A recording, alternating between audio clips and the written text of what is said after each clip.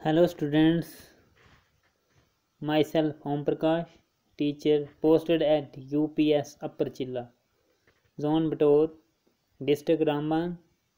Welcome home classes.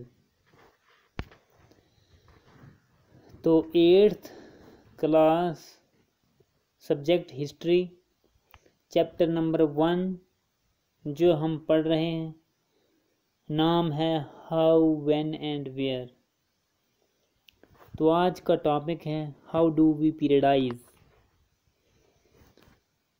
तो जैसे कल के चैप्टर में आपने पढ़ा था विच डेट्स आर इम्पॉर्टेंट, तो उसमें आपने सब कुछ पढ़ लिया था कि कौन सी डेटें या डेट किस तरह से ज़रूरी होती है। तो वो आप कल वाली वीडियो देख सकते हो और आपने अच्छी तरह देखी है, मुझे लगता है आपको उसकी अच्छी सी समझ आ गई है। तो आज का टॉपिक हम पढ़ेंगे हाउ डू वी पीरियडाइज। हम हिस्ट्री को पीरियडाइज कैसे करते हैं, यानी पीरियडाइजेशन किस तरीके से करते हैं हम, क्यों करते हैं या कैसे करते हैं, इसके बारे में हम पढ़ेंगे। We can show significant changes between different time periods, यानी हिस्ट्री को जब हम उसमें हिस्ट्री की जब हम पीरियडाइजेशन करते हैं तो उसमें जो डिफरेंट पीरियड्स की डिफरेंट चेंजेस होती हैं हम उसके बारे में स्टडी करते हैं। तो उनकी स्टडी के बेस पे यानी उनमें जो करैक्टरिस्टिक्स या प्रिंसिपल्स कहेंगे वो डिफरेंट होते हैं एक पीरियड से दूसरे पीरियड में, तो उस तरीके से हम उसे पीरियडाइजेशन मोड पर लाते हैं। फॉर एग्जांपल हम कैसे पीरियडाइज करते हैं, ज़रा हम इसके बारे में थोड़ी एग्जांपल देंगे। पीरियडाइज हम कैसे करते हैं, जैसे मान लो हम एम्प्लॉइज़ को किस तरीके से उनको अलग अलग हिस्सों में बांटते हैं। जैसे हम कुछ होते हैं 4th क्लास एम्प्लॉइज़, कुछ नॉन गेस्टेड एम्प्लॉइज़, कुछ गेस्टेड एम्प्लॉइज़, ब्यूरोक्रेट्स, मतलब ऐसे हम एम्प्लॉइज़ की डिवीज़न करते हैं, उनको अलग अलग कैटेगरीज में डिवाइड करते हैं।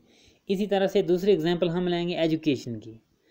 तो एजुकेशन में जैसे हम स्कूल पढ़ते हैं तो वहाँ 1st to 5th primary education होती है, उससे पहले की जो किंडरगार्टन वगैरह, उसके बाद अपर प्राइमरी स्टेज होती है 6th to 8th, उसके बाद सेकेंडरी 9th 10th, फिर हायर सेकेंडरी होती है 11th 12th, और उसके आगे कॉलेज एजुकेशन यानी यूनिवर्सिटी लाइफ शुरू हो जाती है। तो वो उनमें डिवीज़न क्यों की जाती है, क्योंकि जैसे 1st to 5th उसकी जो करैक्टरिस्टिक्स होती हैं बच्चे की वो तकरीबन एक जैसी होती हैं। यहाँ पर प्राइमरी में 6 7 8 यानी क्लासेस की बात करेंगे 6ठी 7वीं 8वीं, उसमें बच्चे की जो करैक्टरिस्टिक्स हैं वो एक जैसी रहती हैं, सेकेंडरी में एक जैसी रहती हैं। तो इस तरीके से इनको भी डिवाइड किया गया है एज के लिहाज से, बच्चे की जो एक्टिविटीज़ हैं वो किस तरीके से होती हैं, इस तरीके से इसको डिवाइड किया गया है। तीसरी एग्जांपल हम एज ग्रुप्स की देंगे। अब जैसे एज ग्रुप की जो स्टेजेस होती हैं, जैसे छोटा बच्चा होता है इन्फेंसी में होता है, फिर चाइल्डहुड में होता है, फिर अडल्सन में होता है, फिर अडल्ट होता है। इस तरीके से यानी जो ये स्टेजेस हैं ये एक इनकी कॉमन करैक्टरिस्टिक्स होती हैं जिनकी वजह से इनको डिवाइड किया जाता है। तो हम इसी तरह से हिस्ट्री को भी पीरियडाइज करते हैं कि उस एक पीरियड में जो एक्टिविटीज़ या फिर करैक्टरिस्टिक्स एक जैसी रहती हैं तो उसको एक पीरियड बनाया जाता है। अब उसमें थोड़ी सी एक्टिविटीज़ चेंज होती हैं या कुछ करैक्टरिस्टिक्स उसकी चेंज होती हैं तो वो दूसरा टाइम पीरियड होता है, फिर तीसरा टाइम पीरियड होता है। ऐसे ऐसे हम पीरियडाइज करते हैं।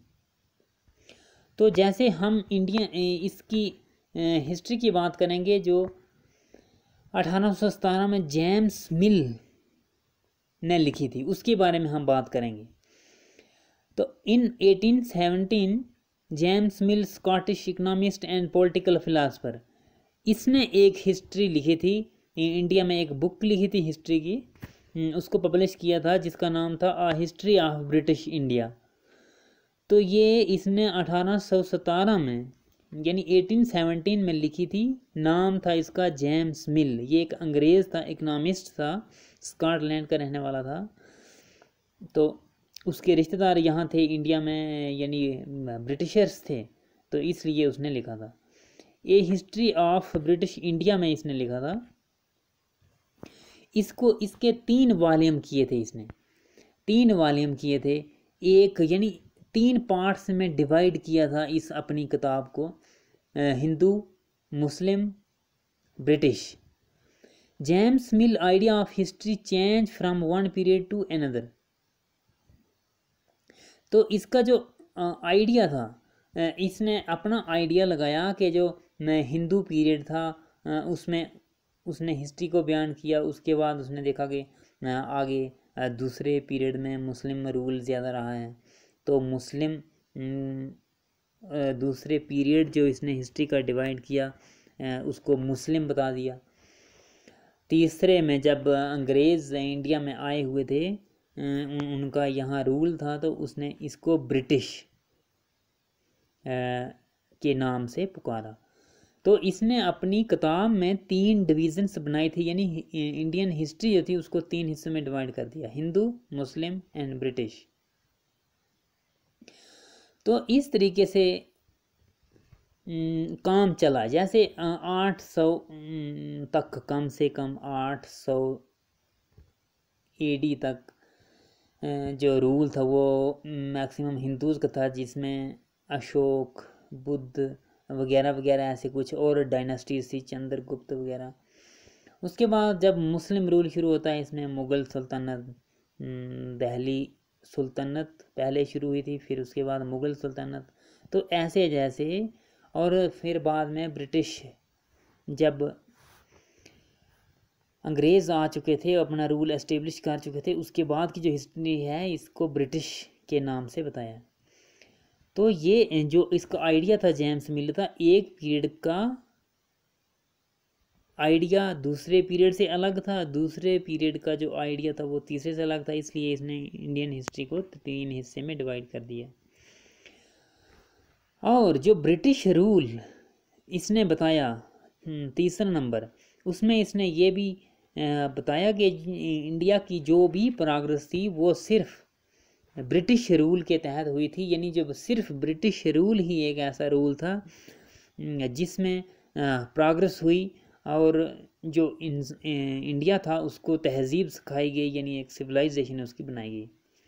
और हिंदू और मुस्लिम जो रूल थे, Hindu and Muslim are as dominance about religious intolerance, caste taboos and superstitious practices.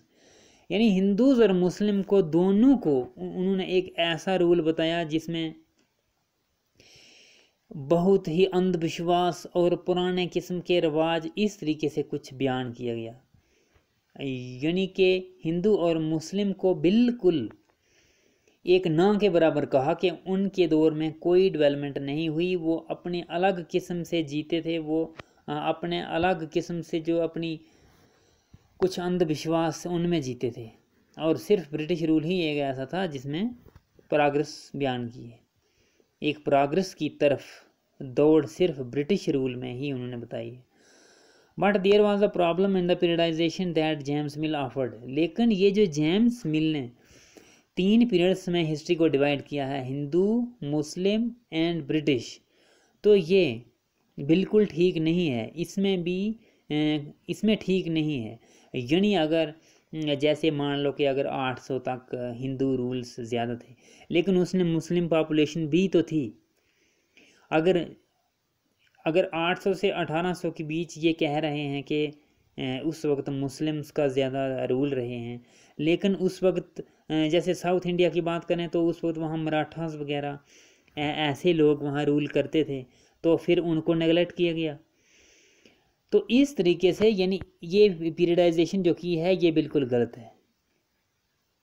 Is it right to characterise an age only through the religion of rulers of time. यानी टाइम के मुताबिक किसी रिलीजन के ऊपर ये पीरियडाइज करना ये बिल्कुल ठीक नहीं है।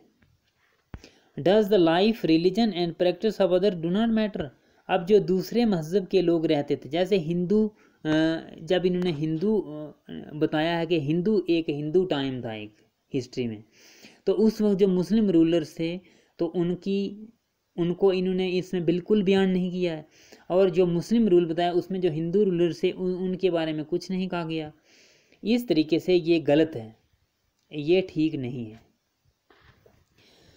Because variety of faith exist simultaneously, क्योंकि अगर कोई भी मज़हब कहीं भी हो तो वहाँ दूसरा मज़हब भी पाया जाता है, और वहाँ हर तरह के मज़हब पाए जाते हैं। उस वक्त हम सिर्फ एक ही मज़हब की स्टडी करेंगे, वो ठीक नहीं होगा। Historians divided Indian history into 3 periods, और जब इंडियन की बात आई और इंडियंस ने जब अपने तरीके से हिस्ट्री को बयान किया, तो उन्होंने न कहा ये जेम्स मिल का जो तरीका है ये बिल्कुल गलत है, ये ऐसा नहीं है, और उन्होंने इंडियन हिस्ट्री को 3 हिस्सों में डिवाइड कर दिया। Ancient Indian history, medieval Indian history, modern Indian history. यानी एंशंट, मेडिवल और मॉडर्न, वो आपको पता है एंशंट कहाँ तक है, मेडिवल कहाँ तक है और मॉडर्न कहाँ तक है। लेकिन एंशंट थी बहुत पुरानी, जिसमें बहुत पुरानी बात की जाती है 800 से पहले, जैसे अशोक, बुद्ध वगैरह।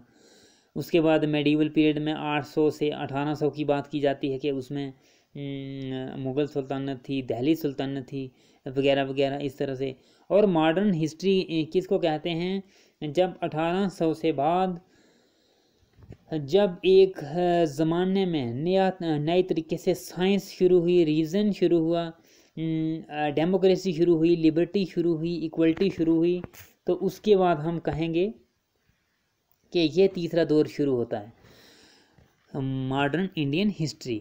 लेकिन ये हिस्ट्री जो थी, ये जो तीसरा नंबर जो मॉडर्न इंडियन हिस्ट्री है, अब अंग्रेज़ इंडिया में आए थे, ब्रिटिश इंडिया में आए थे, उन्होंने अपने हिसाब से जो भी काम किया 1800 से बाद शुरू किया। लेकिन उस वक्त अगर इंडिया की तरफ हम देखें, इंडिया में साइंस उतनी ज़्यादा नहीं थी, रीज़न उतना ज़्यादा, मतलब रीजनिंग उतनी ज़्यादा नहीं थी, डेमोक्रेसी नहीं थी, लिबर्टी नहीं थी, इक्वलिटी नहीं थी। तो इसलिए this history belongs to west because all these principles found in west. In India there was no sign of these principles in 19th century. यानी 19th सेंचुरी में इंडिया में इन प्रिंसिपल्स का कोई साइन नहीं था। इसलिए ये जो मॉडर्न इंडियन हिस्ट्री है, ये वाला पोर्शन ये बिल्कुल गलत है। एंशंट भी हम मान लेते हैं, क्योंकि एंशंट बहुत पुराना है, वो था मेडिवल 800 से 1800 के बीच, जैसा इन्होंने बयान किया है वैसा ही था। लेकिन मॉडर्न इंडियन हिस्ट्री में जी इसके जो मेन प्रिंसिपल्स हैं कि जिनकी वजह से जो हिस्ट्री की पीरियडाइजेशन थी वो अलग हुई। मॉडर्न इंडियन हिस्ट्री क्यों दिया गया, क्योंकि इन प्रिंसिपल्स की शुरुआत दुनिया में हो चुकी थी, इसलिए इसका नाम मॉडर्न इंडियन हिस्ट्री है। लेकिन ये बिल्कुल गलत है, क्योंकि इंडिया में अभी ये प्रिंसिपल्स नहीं थे, अभी हमें आज़ादी नहीं मिली थी, अभी हमारे पास कुछ भी नहीं था, डेमोक्रेसी नहीं थी। तो इसकी वजह से बहुत से हिस्टोरियंस ने बाद में इसको भी कहा कि ये जो डिवीज़न इन्होंने की है, ये फर्स्ट डिवीज़न जो है एंशंट इंडियन हिस्ट्री, ये भी ठीक है, मेडिवल इंडियन हिस्ट्री ये भी ठीक है, लेकिन मॉडर्न इंडियन हिस्ट्री ठीक नहीं है, क्योंकि इसमें ये जो मेन प्रिंसिपल्स हैं ये हमारे पास इंडिया में उस वक्त नहीं थे। और इसलिए इन्होंने कहा कि ये तो हमने वेस्ट, जिन लोगों के पास वेस्ट में जो लोग थे जिनके पास साइंस थी, रीजनिंग थी, डेमोक्रेसी थी, लिबर्टी थी, इक्वलिटी थी, तो उनके बेस पे हमने ये इसको modern Indian history period number 3 में कन्वर्ट किया। लेकिन ये बिल्कुल ठीक नहीं है। तो बहुत से हिस्टोरियंस ने इसको कॉलोनियल पीरियड कहा है, कॉलोनियल पीरियड, क्योंकि उनके पास, ब्रिटिशर्स के पास हर एक चीज़ थी, science, reasoning, democracy, liberty and equality थी, लेकिन हमारे पास ये अभी कुछ भी नहीं था। इसलिए बहुत से हिस्टोरियंस ने इसको कॉलोनियल पीरियड कहा है। तो कल हम कॉलोनियल के बारे में पढ़ेंगे। मुझे लगता है आपको अच्छे से समझ आ गई होगी। इसके डिफरेंट पीरियड्स आपको याद होने चाहिए, अच्छी तरह से आपको लर्न होने चाहिए कि जो जेम्स मिल था उसने जो अपने पीरियड्स दिए थे, जैसे हिंदू, मुस्लिम, ब्रिटिश, इसको भी आप अच्छे तरीके से याद कर लो, लर्न कर लो, समझ लो। और उसके बाद जो इंडियन हिस्टोरियंस थे उन्होंने जो हिस्ट्री को डिवाइड किया, एंशंट, मेडिवल एंड मॉडर्न। तो इस तरीके से अब हम कल कॉलोनियल पीरियड के बारे में पढ़ेंगे। Thank you.